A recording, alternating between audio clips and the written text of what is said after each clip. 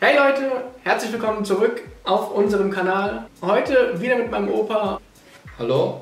Und ab heute auch offiziell auf Deutsch. Also es ist schon gut angenehm auf Deutsch zu reden. Das mit dem Englisch war auf jeden Fall mal ein Test, war nicht so geil.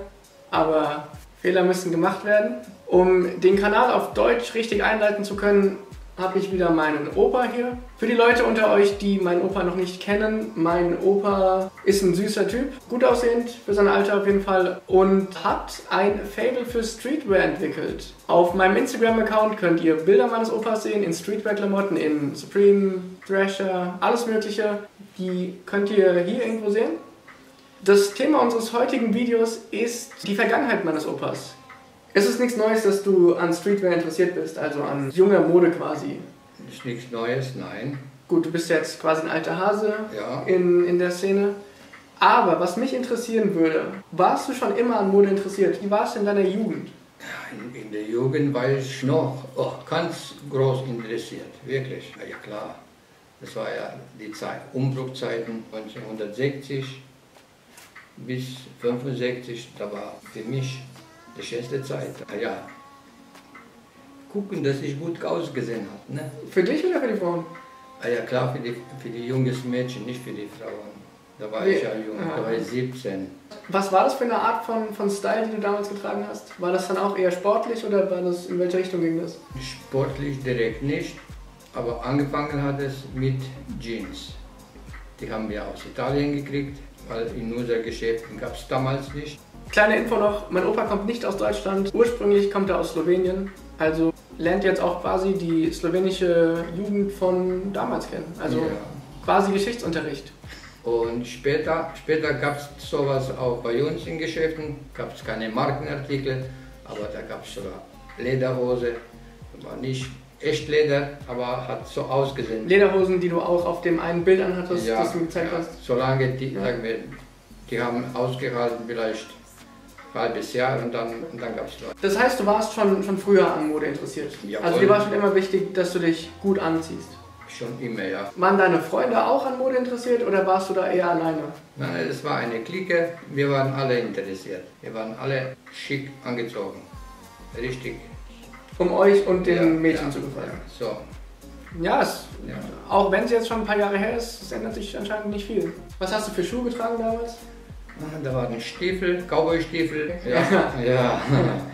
Ja, damals war Mode und sogar bei den Schuhmacher machen lassen nach Maß, dass er noch besser ausgesehen hat. Ja, hättest du mal aufgehoben, du. Ja, das wäre was, ja. Wenn du deinen Style von damals beschreiben müsstest, wie würdest du den beschreiben? Ich hat nur gut ausgesehen. Interessant für die damalige Jugend.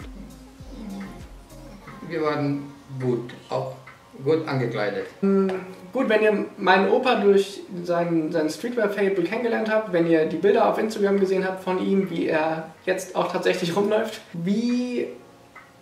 also gut, du kleidest dich jetzt in Streetwear, jetzt in bequemeren Klamotten, eher sportlich, auch durch Adidas, die Boost-Schuhe, also es ist eher auf den Komfort mit der Wert gelegt bei dir. Ja, das ist jetzt Komfort, sehr bequem. Wenn du deinen Style von damals mit heute vergleichst, viele Jugendliche von heute tragen ja das, was du auch trägst jetzt. Ja, kann man sagen, ja. Wie findest du das? Dass die Jugend jetzt eher auf Bequemlichkeit geht und nicht mehr auf maßangefertigte Schuhe und so? Also dass es eher locker, eher sportlich ist? Das ist jetzt auch viel einfacher. Heute kriegt man ja alles. Genau, das Früher- Internet. Früher mussten wir ja suchen. Mussten wir 50 Kilometer fahren in ein Geschäft und was zu kriegen. Würdest du sagen, dass es leichter ist, heutzutage gut auszusehen?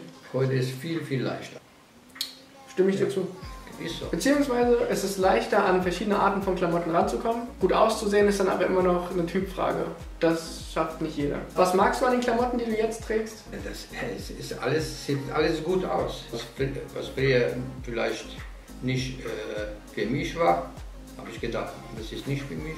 Und seitdem ich die trage, gefällt mir. Wirklich. Also durch die Bilder, die wir gemacht haben, hast du dann auch... Auch Lust gekriegt für so Klamotten. Das freut mich natürlich, hätte ich nicht gedacht. Ja, aber ist so. Aber ich muss auch ehrlich zugeben, Enkel hin oder her, aber du siehst darin sehr gut aus. Ja, ich fühle mich auch wohl. Das ist immer die Hauptsache, Ja. egal was man trägt, solange man sich wohlfühlt, kann einem der Rest egal sein. Ja. Vor allem auch jetzt, wenn ich mit meinem Opa durch die Stadt laufe oder wir irgendwo ein Shooting haben und die Leute gucken komisch, vor allem die Leute in seiner Altersklasse. Manche komisch, manche finden mich ganz normal. Das ist aber jetzt, wenn wir in Mainz unterwegs sind, wo relativ viele ältere Leute unterwegs sind, die auch nicht so Wert auf ihren Kleidungsstil legen. Die Leute sind sehr überrascht, meinen Opa so zu sehen. Da kam gestern ein guter Freund von mir, war fast so angezogen wie ich. Kappe kam er gestern zum Training, wirklich. Ja, schön. Hat fast so ausgesehen, hat gesagt, guck mal da, der macht dir nach.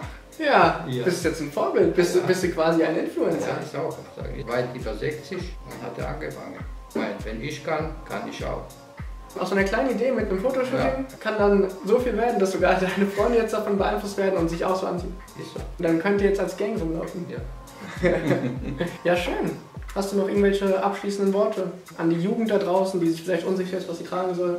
Ja, nicht diese kaputte Hose, das gefällt mir nicht. Nee. Ich weiß nicht. Kaputte Hosen haben wir früher weggeschmissen. So ändert sich heute, bezahlt so viel Geld dafür. Guck, wer kommt. Ja, ich hoffe, dass ihr es interessant fandet, was mein Opa aus seiner Jugend erzählt hat. Hinter der Kamera steht gerade meine Oma und macht mein Opa gerade ein bisschen an.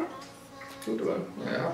Falls euch das Video gefallen hat, falls euch unsere Videos auf Deutsch gefallen, dann lasst gerne einen Daumen hoch da, abonniert uns gerne, beziehungsweise abonniert mich gerne, dann packe ich auch öfter mal meinen Opa aus. Freut mich auch. Und falls ihr Videoideen habt, falls ihr irgendwas von meinem Opa, falls ihr irgendwas von mir wissen wollt, schreibt es in die Kommentare. Und bis dahin, vielen Dank fürs Zusehen und bis zum nächsten Mal.